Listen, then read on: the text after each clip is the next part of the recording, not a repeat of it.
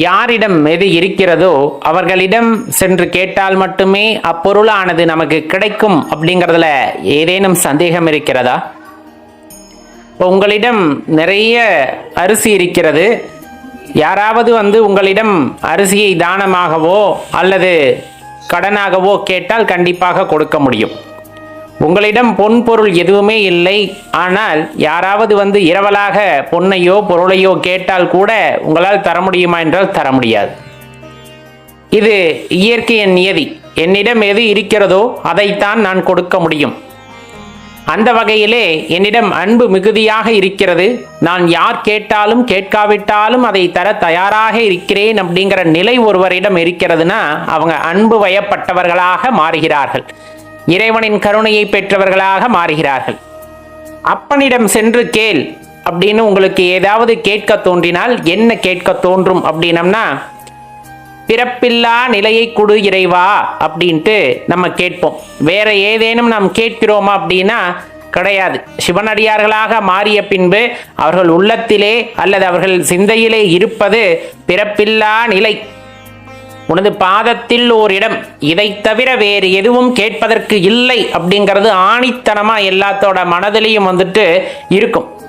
இதை ஏன் சிவபெருமானிடம் சென்று கேட்கின்றோம் அப்படிங்கிறது தானே கேள்வி. இதை ஏன் சிவபெருமானிடம் யாசகமாக கேட்டு நிற்கிறோம் அப்படின்னா, நான் இதுக்கு முன்னதே சொல்லிவிட்டேன். யாரிடம் எது கிடைக்குமோ அவரிடம்தான் அதை கேட்க முடியும் அப்படிங்கிறத தெளிவா இருக்கணும் இல்லையா? இப்ப பிறப்பும் இல்லை இறப்பும் இல்லை இறைவனுக்கு. அப்பன் சிவபெருமானுக்கு பிறப்பும் இல்லை இறப்பும் இல்லை. அப்படிப்பட்டவரிடம் நாம் சென்று யாசகமாக கேட்பதுதான் பிறவில்லா நிலை. எனக்கு இந்த பிறவியே வேண்டாம், பிறப்பு இறப்பு அப்படிங்கிற அந்த சுழல்ல இருந்து என்னை மீட்டு கொடு இறைவா அப்படின்ட்டு கேட்க முடியும். அவரிடம்தான் கேட்க முடியும், அவரிடம்தான் மன்றாட முடியும்.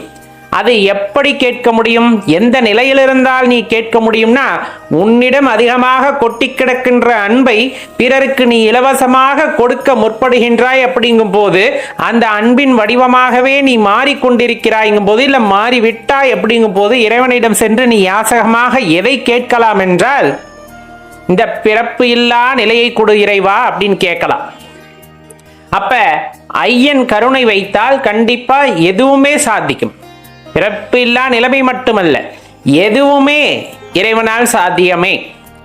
ஏற்கனவே பல கர்மாக்களை சுமந்து கொண்டிருக்கின்றேனே, அந்த கர்மாக்களை எல்லாம் கழிக்காமல் எனது இந்த பிறவி நிறைவு பெறுமா அப்படின்னா, இறைவன் கருணை வைத்தால் அது நடைபெறும்.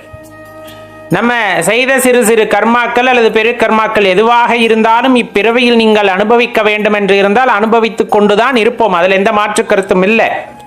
ஆனா அதையும் மீறி உங்கள் சிந்தையில் உதிக்கும் சில சில விஷயங்களில் எதை அடுத்து தேர்ந்தெடுக்கலாம் என்பதெல்லாம் நமது செயலாக இருக்கும். அதெல்லாம் புதுவிதமான கர்மாக்களை உருவாக்கிறதல்லவா? அந்த கர்மாக்களிலே நீங்கள் தேர்ந்தெடுப்பது இறைவன் வழிபாட்டை, சிவபெருமான் வழிபாட்டை தேர்ந்தெடுக்கிறீர்கள் அப்படிங்கும் போது, அவர் அந்த வழிபாட்டிலேயே அவரை நினைத்து கொண்டே நமது காலம் கழிகிறது அப்படிங்கும் போது, கண்டிப்பா எந்தவித தீய கர்மாக்களையும் சேர்த்து கொள்ள மாட்டோம், நல்ல கர்மாக்களையும் சேர்த்து கொள்ள மாட்டோம். அதாவது பாவம் புண்ணியம் அப்படிங்கிறத பத்தி இப்ப நம்ம சொல்றோம், இந்த தீய கர்மா நல்ல கர்மான்னு சொல்றது. அப்ப இந்த இடத்துல என்ன ஆயிடுது? எப்போதுமே மனதானது எங்கு லயத்திருக்கிறது அப்படின்னா சிவபெருமானுடன் லயத்திருக்கிறது அப்படிங்கும் போது, கண்டிப்பா அவர் அன்பின் உருவமானவர். அவருடனே லயத்திருக்கும் போது இந்த உயிர் உடல், இந்த உயிர் ஒரு இடமாக கொண்டுள்ள இந்த உடலும் முழுவதுமாக அன்புமயமாக மாறும் அல்லவா? அப்போதுதான் நமக்கு தெரியும் அந்த அன்பின் வலிமை அப்படின்னு சொல்லக்கூடியது. அதே போல ரொம்பவே முக்கியமான விஷயம், ஒருத்தர் சரணடைந்து விட்டால், ஒருத்தன் தன்னை சரணடைந்து விட்டால் அவர்களை எப்பொழுதும் துறக்காதவனாக இறைவன் இருப்பார். இந்த சரணடைதல் அப்படிங்கிறது சாதாரண விஷயம் இல்லை, நமக்கு தெரியும். அது என்னதான் இருந்தாலும் மனசு அங்கங்க அலைபாயும், அதெல்லாம் இல்லை. எது நடந்தாலும் சரி, எது நடப்பினும் சரி, எம்பெருமான் ஈசனின் கருணையினால், ஈசனின் ஆணையினால் நடப்பவை ஆகையால் நான் அதை அப்படியே எவ்வாறு வருகிறதோ அவ்வாறே ஏற்றுக்கொள்கின்றேன் என்ற மனப்பக்குவம் ஒருவரிடம் வந்துவிட்ட பின்னர் அது சரணடைதல் அப்படிங்கிற எல்லைக்கு சென்று விடுகிறது. எல்லாம் உன் பாதத்திற்கு, எது நடந்தாலும் உன் பாதத்திற்கு.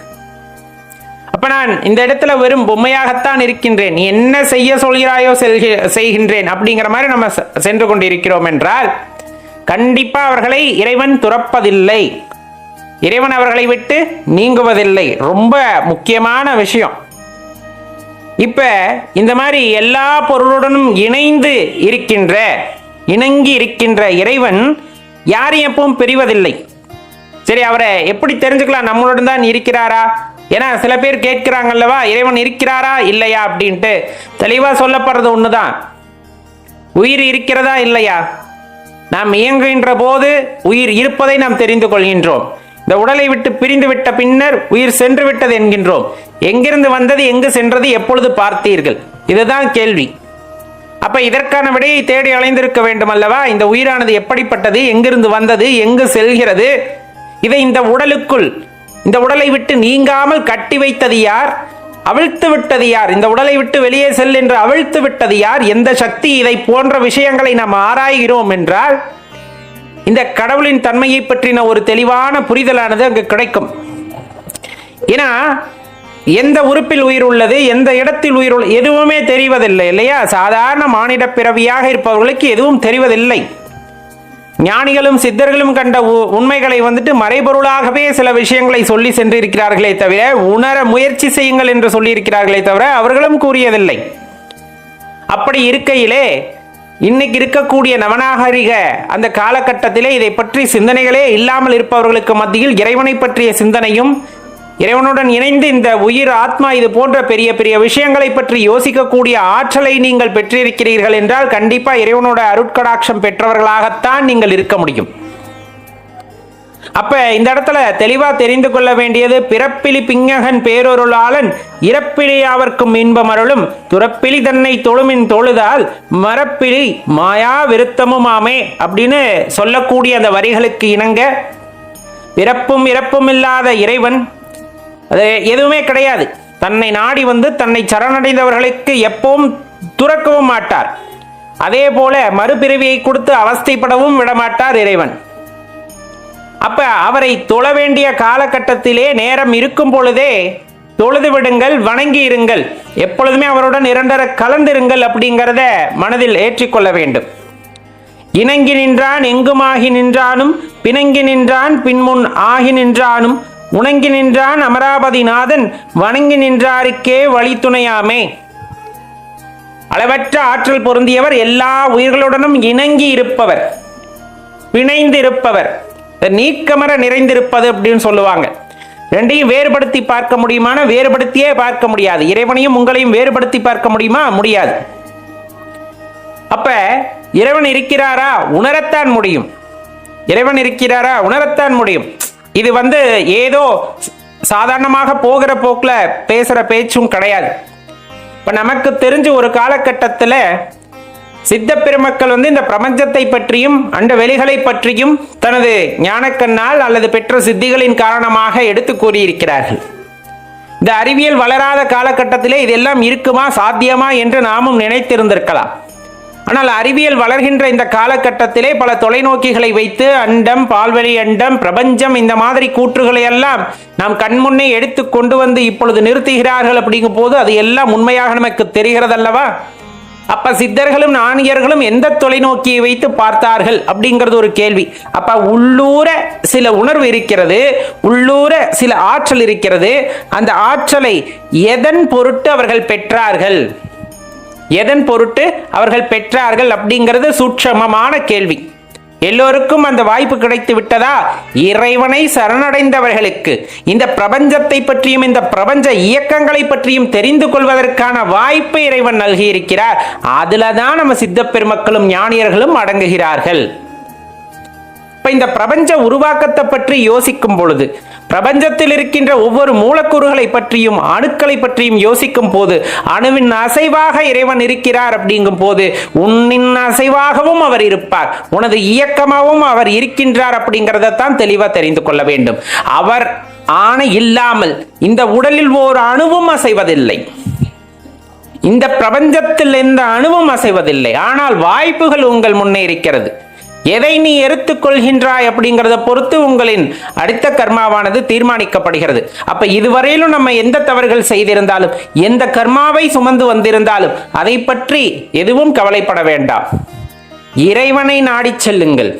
போதும் இறைவா, போதும், நான் உன்னை நாடி வருகின்றேன், உன் நினைவாகவே நான் இருக்கப் போகின்றேன், உள்ளத்திலே நீ இருந்து எனக்கு வழிகாட்டு, உன்னை உணர்வதற்கும் இந்த பிறப்பின் ரகசியத்தை உணர்வதற்கும் நீதான் வழிகாட்ட வேண்டும். அந்த வழியின் ஊடே நானும் பயணித்து வருகின்றேன். என்னை கரையேற்றி விட வேண்டியது உனது பொறுப்புன்ட்டு அவரை சரணடைந்து விடுங்கள். அந்த சரணடைதல் அப்படிங்கிறது பெரிய பெரிய விஷயங்களை சாதிக்க வைக்கும். பெரிய பெரிய மாற்றங்களை நம் வாழ்வில் கொண்டு வரும். பெரிய இடத்திற்கு உங்களை கொண்டு செல்லும். ஏன்னா நம்ம பிடித்திருப்பது யாரைன்னா அப்பனை பிடிச்சிருக்கோம். யாரை பிடிச்சிருக்கோம்? நம்ம அப்பாவை பிடிச்சிருக்கோம். அப்பா என்னைக்குமே பையன் சரிக்கு விழுகிறத விரும்ப மாட்டார்.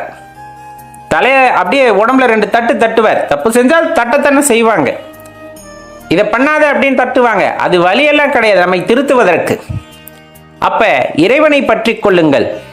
இணங்கி நிற்கின்ற இறைவன் எங்கும் நிற்பார், எங்கும் நிறைந்திருப்பார். அப்படி இருக்கின்ற இறைவனை நீங்கள் எந்த வடிவத்திலும் பார்க்கலாம், எந்த உருவத்திலும் பார்க்கலாம்.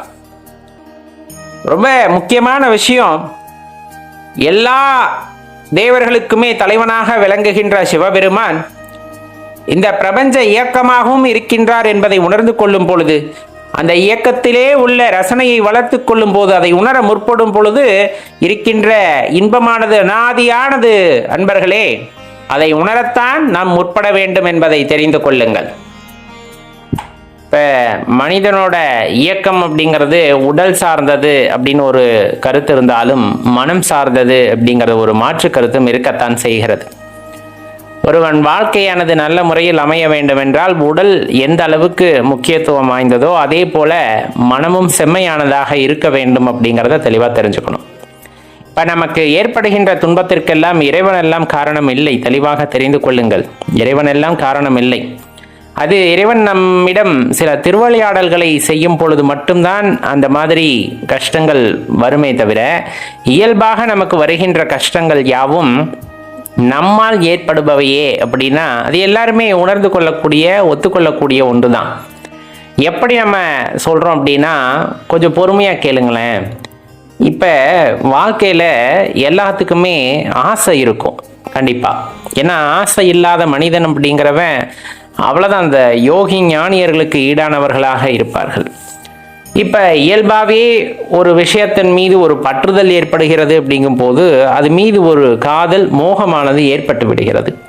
அது வேண்டும் அப்படின்னு சொல்லிட்டு, அது எந்த பொருளாக இருந்தாலும் சரி, வீடு, காரு, நிலம், பங்களா, இந்த மாதிரி நீங்கள் எந்த விஷயத்தை பார்த்து உங்களுக்கு பிடித்து விட்டாலும் அதன் மீது ஒரு பற்றுதல் ஏற்படும் பொழுது ஒரு எதிர்பார்ப்பானது ஏற்பட்டு விடுகிறது. இப்போ அது கிடைக்கின்ற பட்சத்தில் ஆனந்தமாக உணர்கிறோம். அது கிடைக்காத பட்சத்தில் அதை துன்பமாக எண்ணுகிறோம். உண்மையாகவே அது துன்பமா அப்படிங்கிறத எண்ணி பாருங்களேன். நம்ம தான் ஆசைப்பட்டிருக்கோம், அது வேண்டும் அப்படிங்கிறத நம்ம தான் ஆசைப்பட்டிருக்கோம். அப்போ அந்த மனசுக்கு நாம் கொடுத்த உள்ளீடு அது கிடைக்காமல் போகின்ற நேரத்திலே அந்த எதிர்பார்ப்பு நடக்கவில்லை என்ற ஏமாற்றத்தை நாம் துன்பமாக ஏற்றுக்கொள்கிறோம். இது நிதர்சனமாக ஒவ்வொருத்தரும் புரிந்து கொள்ள வேண்டிய ஒரு பெரிய விஷயம். இது எல்லா இடத்துக்குமே பொருந்தும். நம்ம இப்போ சொல்கிறது ஒரு பொருளுக்கு, உயிரற்ற பொருளுக்கு வைத்து கொண்டாலும் சரி, உயிருள்ள நபர்களை வைத்து கொண்டாலும் சரி, ஒருத்தர் மீது ஒரு எதிர்பார்ப்பை ஏற்படுத்தி கொண்டு அந்த எதிர்பார்ப்பு பூர்த்தியாகவில்லை என்றால் அதை துன்பமாக நினைத்து கொண்டால் அதற்கு இறைவன் காரணமாக இருக்க முடியாது. அப்போ எல்லாமே ஏற்கனவே எழுதப்பட்டது தானே. எனக்கு இப்படி ஒரு எண்ணம் வர வேண்டும் என்று இறைவன் ஏற்படுத்தி இருந்தால், அதன் காரணமாக நானும் அதிலே சிக்கி கொண்டிருந்தால் அப்படிங்கிற கேள்வியெல்லாம் கேட்டால் தெளிவாக தெரிந்து கொள்ள வேண்டும். ஒரு இறைவன் மீது ஒரு நம்ம என்ன சொல்கிறோம் அப்படின்னா, நம்ம ஒரே சரணாகதி அடைந்து விட்டோம் அப்படிங்கும் போது எல்லாமே இறைவனோட சித்தம் அப்படிங்கிறதுல நம்ம தெளிவாக இருப்போம் இல்லைங்களா? அப்போ என் மனம் ஒன்றை ஆசைப்படுகிறது அப்படிங்கிறதுக்காக அதன் பின்னே சென்று விடக்கூடாது அல்லவா? என்னுடைய எண்ணங்கள் எங்கே இருக்கிறதுனா இறைவனோட பாதத்தை சுற்றி மட்டும்தான் இருக்கிறதே தவிர, இயல்பாக நான் இறைவனிடம் பேரம்தான் பேசி கொண்டிருக்கின்றேன் அப்படிங்கும்போது அது உண்மையான பக்தியாக இருப்பதற்கான வாய்ப்பு இல்லை அப்படிங்கிறத தெரிஞ்சுக்கணும். ஆத்ம சமர்ப்பணம் அப்படின்னு சொல்லக்கூடியது. ஆத்ம சமர்ப்பணம் சொல்லக்கூடியது. எல்லாமே உன் பாதத்துக்கு கீழே நீ பார்த்து எது வேணாலும் நடத்திவை அப்படின்னு இப்போ நம்ம சமர்ப்பணம் பண்ணிட்டோம் அப்படின்னா நம்மளுக்கு எந்த எண்ணமுமே அந்த இடத்துல தோன்றாது. அப்படி ஒரு எண்ணம் அதை மீறி ஒரு ஆசை வருகிறது அப்படின்னா அதை நாம் எப்படி நம் கட்டுக்குள் கொண்டு வர வேண்டும் என்பதை நாம் முயற்சி செய்து அதை கொண்டு வந்து விட்டு எனது எண்ணத்தை மீண்டும் எங்குதான் குவிக்க வேண்டும் என்றால் இறைவனின் திருப்பாதத்திலே குவிக்க வேண்டும். அப்ப வருகின்ற பிரச்சனைக்கு யார் காரணம் அப்படின்னா நம் மனது தான் காரணம் இயல்பாவை. இப்ப ஆன்மீக வழியில நம்ம செல்கிறோம். ஏன்னா நிறைய பேர்த்த நம்ம பார்த்துட்டோம் இல்லைங்களா? இப்ப உயர்ந்த யோகிகள் ஞானிகள் இப்ப வள்ளலார் ஐயா மாதிரி இந்த மாதிரி நிறைய பேர்த்த நம்ம பார்த்துட்டோம். அதாவது அந்த உயரிய நிலையில் இருக்கக்கூடியவர்களை நாம் கண்கூடாக அல்லது செவி வழியாகவும் சில விஷயங்களை கேள்விப்பட்டிருக்கிறோம். அப்படியெல்லாம் ஞானியர்கள் இருந்தார்கள். இன்றுமே பார்த்தீங்கன்னா சதுரகிரி, கொல்லிமலை இந்த மாதிரி மலைப்பாங்கான இடங்களில் சித்த பெருமக்கள், குறிப்பாக திருவண்ணாமலையில் இன்னும் சூட்சமமாக வந்துட்டு இருந்து கொண்டுதான் இருக்கிறார்கள் அப்படிங்கிறது உங்களுக்கு தெரியும். இப்ப அவங்களுக்கு ஆன்மீக அனுபவத்தை இறைவன் எவ்வாறு கொடுத்திருக்கிறார் என்றால் அவர்கள் எந்த அளவுக்கு தன்னை சரணடைந்த செய்து கொண்டார்களோ, தன்னுடைய ஆத்மாவை எந்த அளவுக்கு சமர்ப்பணம் செய்து கொண்டார்களோ அதற்கான பலனை அவர்களுக்கு கொடுத்திருக்கிறார் இறைவன். முழுமையாக சரணடைதல் அப்படிங்கிறது எல்லாமே நீதான்யா அப்படின்ட்டு அவர் பாதத்துல விழுந்துட்டாங்க. எது நடந்தாலும் நீதான் நடத்தி வைக்கணும் அப்படின்ட்டு. அப்ப அவங்களுக்கான பலன், அவர்கள் என்ன முயற்சி செய்தார்களோ, அவர்கள் எந்த அளவுக்கு ஈடுபாடுடன் இருந்தார்களோ, எந்த அளவுக்கு அர்ப்பணிப்புடன் இருந்தார்களோ அதற்கான பலனானது அவர்களுக்கு கிடைத்திருக்கிறது. இன்னும் சில பேர் சித்துகள் கை கூடாம இன்னும் முயற்சி செய்து கொண்டிருக்கிறார்கள். ஆனா ஒரு திருந்திய வழினா நான் என்னன்னா ஒரு செம்மையான வழியிலே அவர்கள் நடக்க ஆரம்பித்து விட்டார்கள். அவர்களுடைய அர்ப்பணிப்பு குணமும் உயர்ந்து காணப்படுகிறது. அப்படிங்கும் போது கண்டிப்பா இந்த இடத்துல நம்ம தெரிந்து கொள்ள வேண்டிய ஒரு விஷயம் அப்படின்னம்னா இது ஒரு நல்ல பாதையாகத்தான் இருக்கும். அது சென்று சேரக்கூடிய பாதை நல்ல பாதையாகத்தான் இருக்கும். இன்னும் போதுமான அளவிற்கு நம் மனம் பக்குவப்படவில்லை. அதனாலதான் இன்னும் நம்ம தேடிக்கொண்டே இருக்கிறோம் அப்படிங்கிற ஒரு சாராரும் இருக்கத்தான் செய்வார்கள். ஒரு சிலர் இப்பதான் நம்ம முயற்சி செய்ய ஆரம்பித்திருப்போம். இறைவனை உணர வேண்டும் என்ற எண்ணத்திலே இப்போதுதான் அந்த முயற்சியை ஆரம்பித்திருப்போம். யோகமாகட்டும், தியானமாகட்டும், இந்த மாதிரி பல வழிகளில் முயற்சி செய்ய ஆரம்பித்திருப்போம். ஆனால் அந்த இடத்துல ரெண்டு பட்ட நிலை அப்படின்ட்டு ஒன்று இருக்கும்.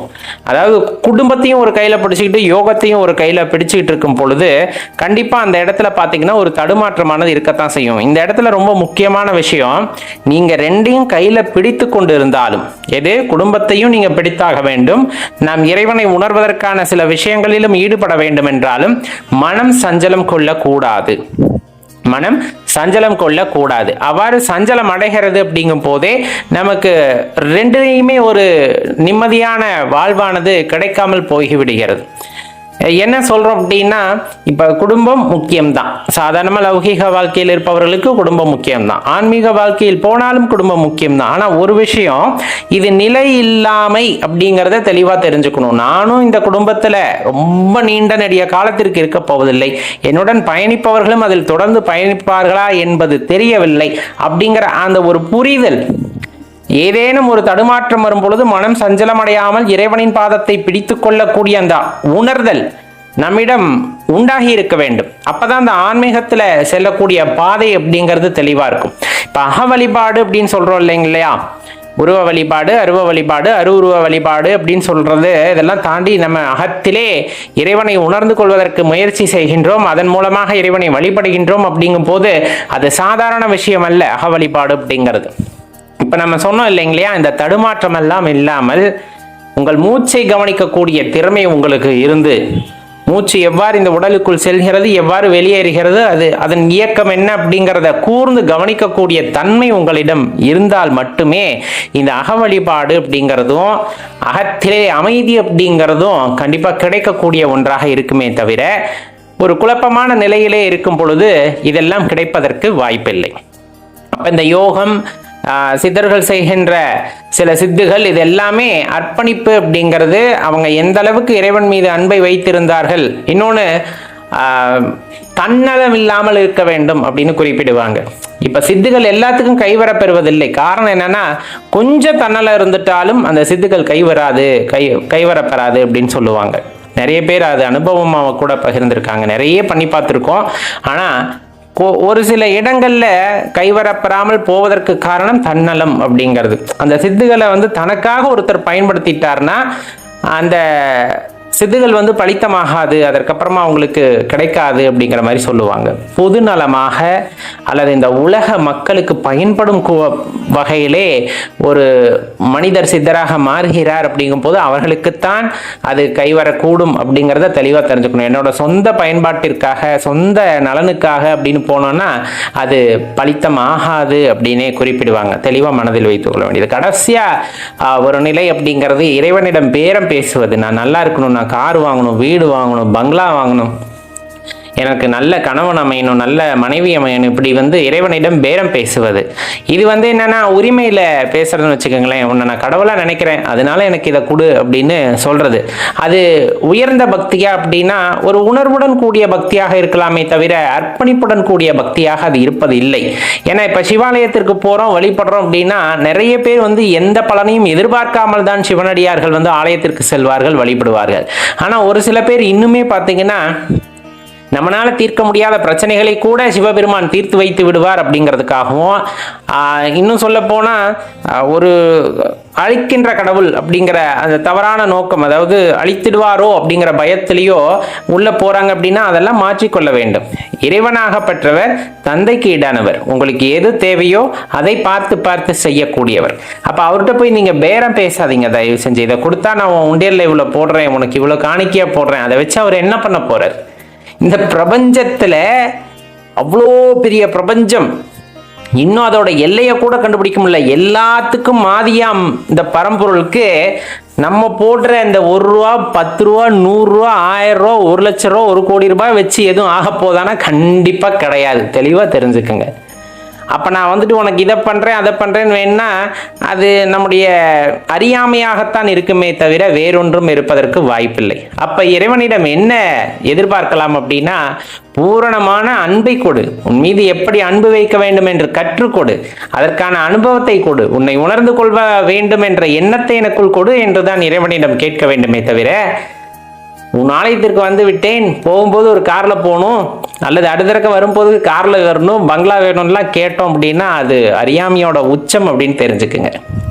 அப்ப நமக்கு ஏற்படுகின்ற இன்பமும் துன்பமும் யாரால் ஏற்படுகிறது அப்படின்னா நம்மால் தான் ஏற்படும், நம் மனதால் தான் ஏற்படும். அதுல எந்த மாற்று கருத்துமே இல்லை. மனதை செம்மையாக வைத்துக் கொள்ளும் பொழுது ஆனந்தமாக இருக்க முடியும், இன்பமாக இருக்க முடியும், வாழ்க்கையிலே சந்தோஷமாக இருக்க முடியும். நண்பர்களே, ஓம் நம சிவாய்.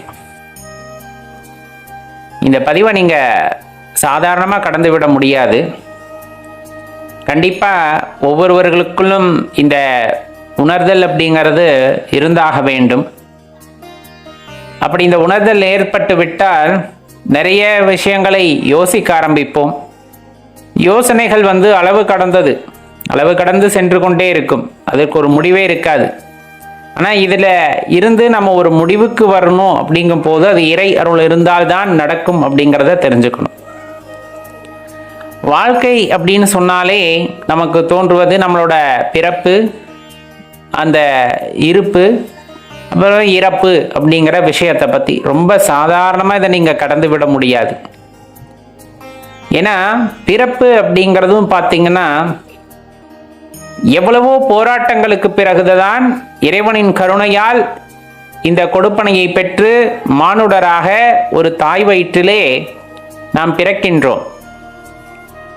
இருப்பு வாழ்வது அப்படிங்கிறது அவ்வளவு சாதாரண விஷயம் அல்லங்க. இன்னைக்கு காலகட்டங்களில் உணவு முறைகள் மாறி இருக்கின்றன, நாம் வாழ்கின்ற அந்த விதமே மாறிவிட்டது.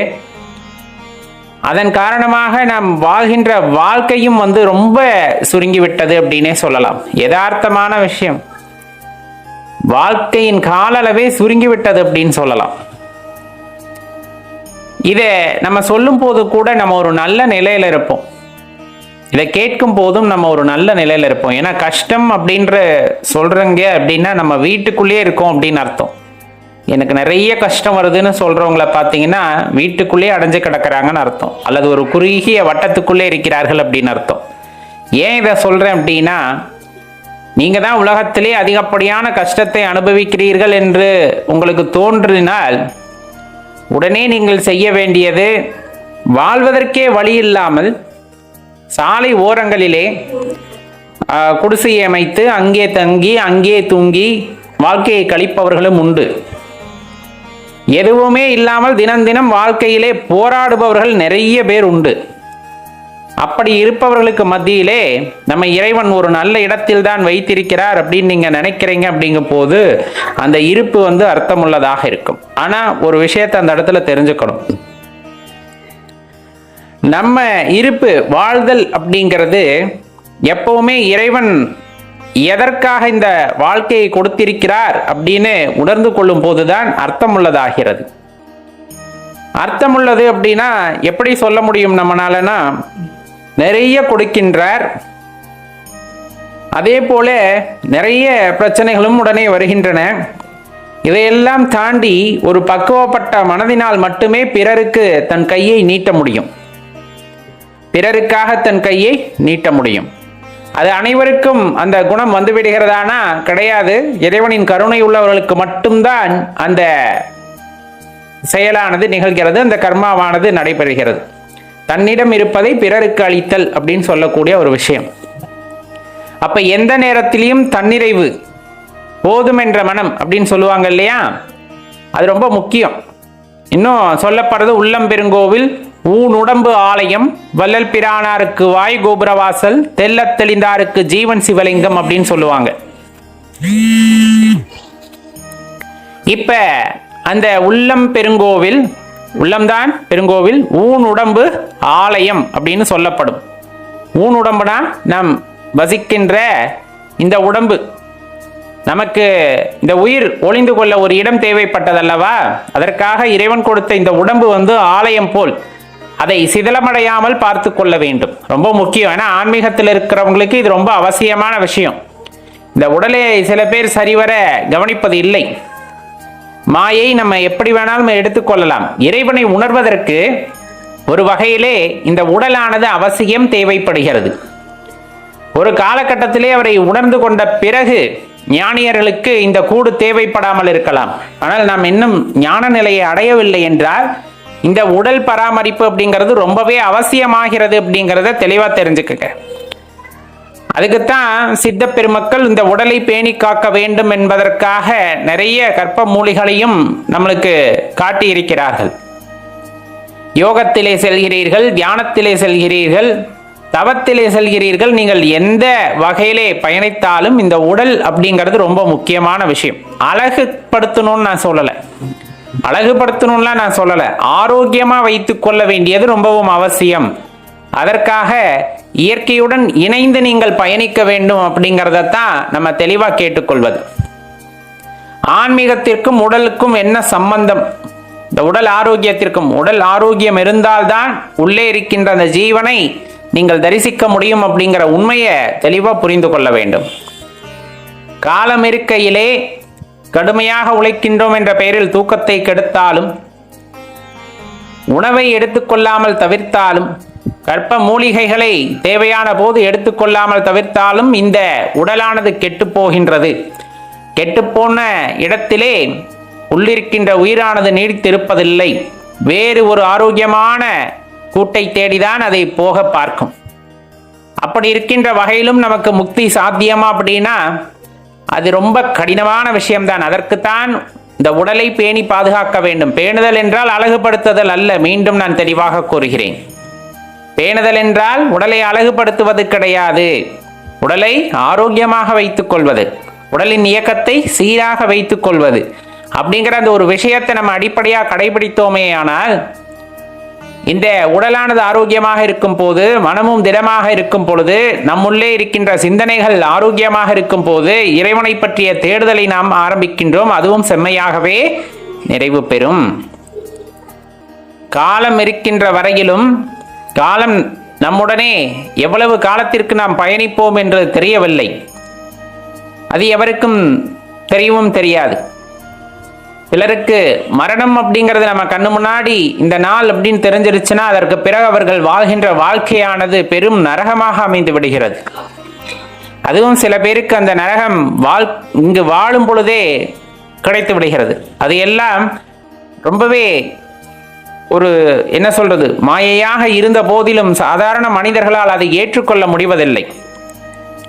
அதையெல்லாம் தாண்டி இறைவன் மீது அதீத அன்பை வைக்கும் பொழுது இந்த கூட்டை தாண்டி இருக்கின்ற அந்த அற்புதத்தை நாம் உணர்ந்து கொள்ள முற்படும் பொழுது சில இடங்களிலே நமக்கு தடைகள் ஏற்பட்டாலும் இறைவன் நம்முடனே இருந்து அவரை உணர்வதற்கான வழியை ஏற்படுத்தி தருவார்.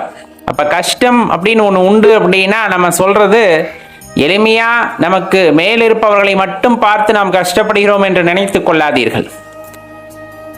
நமக்கு கீழேயும் சில படிநிலைகளிலே மக்கள் வாழ்வதை நினைத்து பார்த்தீர்கள் என்றால் நமக்கு வந்திருக்கின்ற இந்த வினைகள் அப்படிங்கிறது அவ்வளவு கஷ்டமானது அல்ல. இதை எளிதில் கடந்து விடலாம் அப்படிங்கிறத நமக்கு எளிதில் புரியும். எந்த காலத்திலும் தர்மம் செய்பவனுக்கு அந்த தர்மமே துணையாக இருக்கும். கேட்டு கொடுப்பதல்ல தர்மம், கேட்காமல் கொடுப்பதுதான் தர்மம். அந்த தர்மம் தான் உங்களுக்கு உற்ற துணையாக உங்கள் வாழ்க்கையை மேலும் மேலும் சிறப்பாக நடத்தி செல்வதற்கு உதவுவதாக அமையும். இறைவன் பெரும்பாலும் பெரியவனவற்றை உங்களுக்கு கொடுக்கின்றார் என்றால் அந்த பெரியவனவற்றிலே நமக்கு போக உள்ளதை நாம் என்ன செய்கின்றோம் என்று பார்ப்பதற்காகத்தான் பெரிய பெரிய விஷயங்களை எல்லாம் நமக்கு தருவார். அப்படி தரும் பொழுது அது பிறருக்காக அல்லது ஊராருக்காக உலகத்தாருக்காக பயன்படுத்துகிறது என்றால் அதைவிட சிறப்பானது இந்த உலகில் வேறு ஒன்றும் இராது அப்படிங்கிறது தெரிந்து கொள்ளுங்கள். அதன் வாயிலாக இறைவனின் கருணையை நாம் பெறுவோம் அப்படிங்கிறதையும் தெரிந்து கொண்டீர்கள் என்றால் இறைவனின் அன்பிற்கு ஈடு இணை இல்லை என்பதை எளிதில் அறிந்து கொள்ள முடியும். இந்த வாழ்க்கை அப்படிங்கிறது ஒரே ஒரு முறை கிடைத்தது. இந்த கூட்டிலே இந்த வாழ்க்கை என்பது ஒரே ஒரு முறை கிடைத்தது. ஒரே ஒரு முறை கிடைத்த அந்த கூட்டிலே அந்த ஞானத்தை அடைந்து பரம்பொருளை உணர்ந்து அந்த உணர்தலின் வாயிலாக உண்மையான இன்பத்தை அனுபவிக்க வேண்டும் என்ற எண்ணம் மட்டுமே இருக்க வேண்டுமே தவிர உலகத்திலே இன்ப துன்பம் என்ற பாகுபாட்டை பார்த்து கொண்டு ஏற்றம் தாழ்வு உயர்வு தாழ்வு இந்த மாதிரி விஷயங்களை எல்லாம் பார்த்து கொண்டு அதிலே சிக்கிக்கொண்டு அதையெல்லாம் உண்மை என்று எண்ணிக்கொண்டு இருக்கும் பொழுது கண்டிப்பாக வாழ்க்கையிலே அடுத்த நிலைக்கு அப்படிங்கிறத நம்ம எண்ணிக்கூட பார்க்க முடியாது. செய்யும் எல்லா செயல்களிலும் நீதியும் தர்மமும் நிலைத்திருக்கும் பொழுது இறைவனின் அந்த கருணையானது உங்களுக்கு கிடைக்கும் அப்படிங்கிறதுல எந்த மாற்று கருத்தும் கொள்ள வேண்டாம் நண்பர்களே. நம்ம வைத்திருக்கின்ற பக்தி அப்படிங்கிறது பார்த்தீங்க அப்படின்னா ரொம்ப சுத்தமானது. நம்மை பொறுத்தவரை நாம் மனதில் வைத்திருக்கின்ற பக்தி, இறைவன் மீது வைத்திருக்கின்ற பக்தி அப்படிங்கிறது அளவிட முடியாதது. இதுல சில பேத்துக்கு சந்தேகம் வந்துடுது இல்லையா? ஏன்னா நம்ம எப்பவுமே என்ன சொல்ல ஆரம்பிச்சிடறோம் அப்படின்னா இறைவனை நம்புபவர்களுக்குத்தான் கஷ்டம் வருகிறது, நான் அவரே கதி என்று கிடைக்கின்றேன், ஆனால் எப்ப பார்த்தாலும் கஷ்டம் வருது அப்படிங்கிற மாதிரி எல்லாம் சொல்லுவோம். அதே போல எப்ப என்ன நடக்குமோ அப்படிங்கிற மாதிரி எண்ணங்களை நம்மீதே வைத்திருப்போம். பொதுவா ஒரு விஷயத்த நல்லா தெரிந்து கொள்ள வேண்டும். இப்ப ஒரு திருவிழா கூட்டத்துக்கு போறோம். திருவிழா கூட்டத்துல போகும்போது அப்பா கூட வர்றாங்க, அம்மா கூட வர்றாங்க அப்படின்னா அவங்க கையை பிடிச்சிக்கிட்டு போறோம் அப்படிங்கும் போது நமக்கு கொஞ்சம் பயமா தான் இருக்கும். ஏன்னா விட்டுட்டா என்ன ஆகுது அப்படிங்கிற அந்த பயமானது எப்பவுமே இருந்துகிட்டு இருக்கும். அப்ப அந்த இருநிலைப்பாட்டுல இருந்து நம்ம ஒரு சிந்தனைக்கு ஆட்படும் போது ஒரு குழப்பமோ அல்லது தேவையில்லாத எண்ணங்களோ அங்க உதித்து கொண்டே தான் இருக்கின்றன. அதுல எந்த மாற்று கருத்துமே இல்லை. அதே போல அதே திருவிழா கூட்டத்துல நீங்க அப்பாவோட தோல் அமர்ந்துக்கிறீங்க, தூக்கி உங்களை வச்சுக்கிறாங்க அப்படிங்கும் போது எதற்காகவும் நாம் கவலைப்பட தேவையில்லை. அப்பா நம்ம விட்டு பிரிஞ்சு போயிடுவாரா இல்ல அப்பா விட்டு நம்ம தனியா பிரிஞ்சு போயிடுவோமோ அப்படிங்கிற எண்ணமே அங்க வருவதற்கு வாய்ப்புகளே இல்லை அப்படிங்கிறத தெரிஞ்சுக்கணும். இது ஏற்கனவே நம்ம சொன்ன மாதிரி கிட்டத்தட்ட இந்த குரங்கு இருக்கு இல்லைங்களா, அதோட பக்தி மாதிரி தான். அதாவது பக்தின்னா நான் என்ன சொல்ல வரேன்னா, இப்ப குரங்கு குட்டி அவங்க அம்மாவை பிடிச்சிருக்கோம். அப்ப என்னன்னா விட்டுருச்சுன்னா அவ்வளவுதான் இல்லையா, விட்டுருச்சுன்னா அவ்வளவுதான், கூட்டத்துல தவறி போயிடும். ஆனா பூனை என்ன பண்ணும், அதோட குட்டியை அது வாயில கவ்விக்கிட்டு தான் போகும். ரெண்டுக்கு வித்தியாசம் இருக்கு இல்லையா? அப்ப பூனை வாயில அகப்பட்ட குட்டியை அது எக்காரணத்தை கொண்டும் விடாது. அதே போலதான் இந்த இடத்துல நம்ம தெளிவா தெரிந்து கொள்ள வேண்டியது, நாம் செலுத்துகின்ற பக்தியானது இருநிலைப்பாட்டுடன் கூடியதாக இருக்கும் பொழுது மனதில் வீண் சந்தேகங்களும் குழப்பங்களும் எழுந்து கொண்டேதான் இருக்கும். அதுல இந்த சரணாகதி அப்படின்னு சொல்லக்கூடியது இது மிக உயர்ந்த வார்த்தை. இது எல்லாருமே ரொம்ப சாதாரணமா பயன்படுத்திடுறோம். இந்த சரணாகதி அப்படிங்கிற நிலைக்கு நம்ம செல்கின்றோமா அப்படின்னா கிட்டத்தட்ட 1,00,000 ஒருத்தர் தான் அந்த சரணாகதி நிலையை வந்துட்டு அடைகிறார்கள். காரணம், எந்த இடத்துலையும் இறைவன் மீது அவநம்பிக்கை ஏற்படக்கூடாது. அப்படிப்பட்ட ஒரு நிலை தான் அந்த சரணாகதி. எது நடந்தாலும் ஈசனே, எனது இறைவனே அப்படிங்கிற அந்த எண்ணம், நன்மை தீமை கஷ்டம் எது வந்தாலும் சரி, எந்த நிலையிலும் இது இறைவன் பார்த்து எனக்கு கொடுத்துருக்கார், இதை நான் இறைவன்கிட்டே கொடுத்துறேன், அவர் என்ன முடிவை எடுக்கிறாரோ அதன்படியே எனது வாழ்க்கை போகட்டும் அப்படின்னு நினைக்கிறவங்க வருகின்ற இன்ப துன்பங்களை ஒரு பொருட்படுத்தாமல் அதை வேடிக்கை மட்டும் பார்ப்பவர்கள் தான் சரணாகதி அடைந்திருக்கிறார்கள் அப்படிங்கிறத தெரிஞ்சுங்க. எது வந்தாலும் இறைவன் அப்படிங்கிற எண்ணம். அப்படி இல்லாம அந்த துன்பம் நமக்கு பெருசா தெரியுது, அந்த கஷ்டம் நமக்கு பெருசா தெரியுதுன்னா நம்ம இன்னும் முழுமையான அந்த பக்தி மார்க்கத்தில் செல்லவில்லை, இறைவன் மீது அசைக்க முடியாத நம்பிக்கையை கொண்டிருக்கவில்லை அப்படிங்கிறத தான் தெரிஞ்சுக்கணும். நம்ம சொல்றோம் நம்ம வாழ்க்கையில கஷ்டம் வருது அப்படின்னு, கண்டிப்பா கஷ்டம் வருது, இல்லைன்னா யாருமே சொல்றதுக்கு இல்லை. ஆனா ஒரே விஷயம், அந்த கஷ்டம் நமக்கு மட்டும்தான் வருதா அப்படின்னு கேட்டா கிடையவே கிடையாது. அவங்க வாழ்க்கையில எல்லாத்துக்கும் தகுந்த மாதிரியான கஷ்டம் இருக்கத்தான் செய்யறது. ஒருத்தருக்கு பண கஷ்டம், ஒருத்தருக்கு உடல்நல கஷ்டம், இந்த மாதிரி ஒவ்வொருத்தருக்கும் ஒவ்வொரு கஷ்டம் இருக்கத்தான் செய்யுது. அவங்கள கேட்கும் போது என்னோட கஷ்டம் தான் பெருசு அப்படின்னு சொல்லுவாங்க. ஏன்னா அது தன்னிலைப்பாட்டிலிருந்து சிந்திப்பது. ஆனா இறைவனை சரணடைந்து விட்ட பின்னர், இறைவனே கதி என்று ஆன பின்னர், இறைவனை தேடும் அந்த மனநிலைக்கு வந்த பின்னர் இதில் எதுவுமே பெரிதாக தெரிவது இல்லை, தெரிய போவதும் இல்லை. ஏன்னா சரணாகதிக்கு ஆட்பட்ட பின்னர் நம் வாழ்க்கையை பற்றி சிந்தனைகள் இருக்காது. நாம் என்ன செய்ய வேண்டும் என்பதை நாம் உணர்ந்து கொள்வோம். இந்த பிறவியின் நோக்கத்தை நாம் அறிந்து கொள்வோம். அதன்படி நமது கர்மத்தையும் ஆற்றுவோம். அதே போல இறைவன் மீது அசைக்க முடியாத அந்த நம்பிக்கையும் கொண்டிருப்போம். அந்த சூழ்நிலையில எக்காரணத்தை கொண்டும் இறைவன் நம்மை கைவிடுவது இல்லை. நமக்கு என்ன வேண்டுமோ அதை சரியான நேரத்தில் சரியான இடத்தில் நமக்கு கொடுக்கின்றார். அதனால் நமக்கு மகிழ்ச்சியும் உண்டாக போவதில்லை, அதே போல துன்பமும் உண்டாக போவதில்லை. ஏன்னா சரணாகதி அடைந்த மனதிற்கு இன்பம் துன்பம் அப்படிங்கிறது வேறுபடுத்தி பார்க்கக்கூடிய தன்மை இருக்காது. எல்லாமே இறைவன் அப்படிங்கிற அந்த தன்மைக்கு வந்த பிறகு இந்த இடத்துல இன்பத்திற்கும் வேலை இல்லை, துன்பத்திற்கும் வேலை இல்லை. இதை இரண்டையும் கடந்து அப்பாற்பட்ட நிலையில் இருக்கும் பொழுதுதான் அந்த ஒரு மன அமைதி அப்படிங்கிறது கிடைக்கின்றது அப்படிங்கிறத நம்ம தெளிவா உணர்ந்து கொள்ள வேண்டும். அதன் பொருட்டே நாம் சொல்வது, நாம் இறைவனை பற்றி கொள்வதை விட இறைவன் நம்மை பற்றி கொள்ள வேண்டும். அதுதான் ரொம்ப முக்கியம். அதுக்கு நம்ம சரணாகதி அடைவது ஒன்றே வழி அப்படிங்கிறத தெரிஞ்சுக்கிட்டோம்னா நம்ம வாழ்க்கையானது மிகவும் இனிமையாக அமையும். பக்தி அப்படிங்கிறது எல்லோருமே ஒரே போல வைப்பதற்கு இல்லை.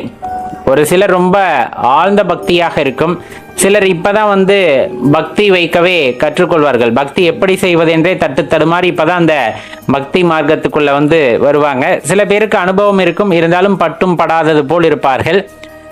இப்ப சிவபெருமான் மீது கொண்டுள்ள அன்பு அப்படிங்கிறது எல்லாத்துக்குமே ஒரு தீராத காதலாக இருக்கும். அதுல எந்த மாற்று கருத்தும் இல்லை.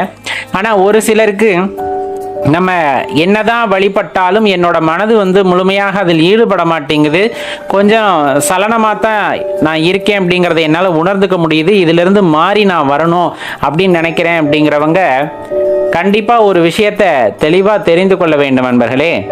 இப்போ எல்லா விஷயமும் எடுத்ததுமே நம்மளுக்கு கைவரப்பெறாது. அப்படியே வந்தாலும் அதில் சில தவறுகள் இருக்கத்தான் செய்யும். இப்போ ஒரு குழந்தை இந்த பூமியில் அவதரிக்கிறது அல்லது பிறக்கிறது அப்படிங்கும் போது கண்டிப்பா தாயோட மடியில தான் அது கொஞ்ச நாள் வளர்ந்தாகணும். அதுக்கப்புறமா குப்பரி கடிக்க ஆரம்பிக்கும். குப்பரி கடிச்சதுமே 4 காலில் நடக்க ஆரம்பிக்கும். 4 காலில் நடக்க ஆரம்பிச்சதுமே கொஞ்சம் நல்ல பயிற்சி பெற்றதுக்கு அப்புறமா 2 காலில் எந்திரிச்சு நிற்க ஆரம்பிக்கும். 2 காலில் நிற்க ஆரம்பிச்சதுமே தத்தி தடுமாறி நடக்கிறதுக்கு முயற்சி செய்யும் போது கீழே விழுந்து மேலே எழுந்து அது மாதிரி நடக்க ஆரம்பிக்கும். ஒரு காலகட்டத்தில் கீழே விழாம நடக்க ஆரம்பிக்கும். அதுக்கப்புறம் ஓட ஆரம்பிக்கும்.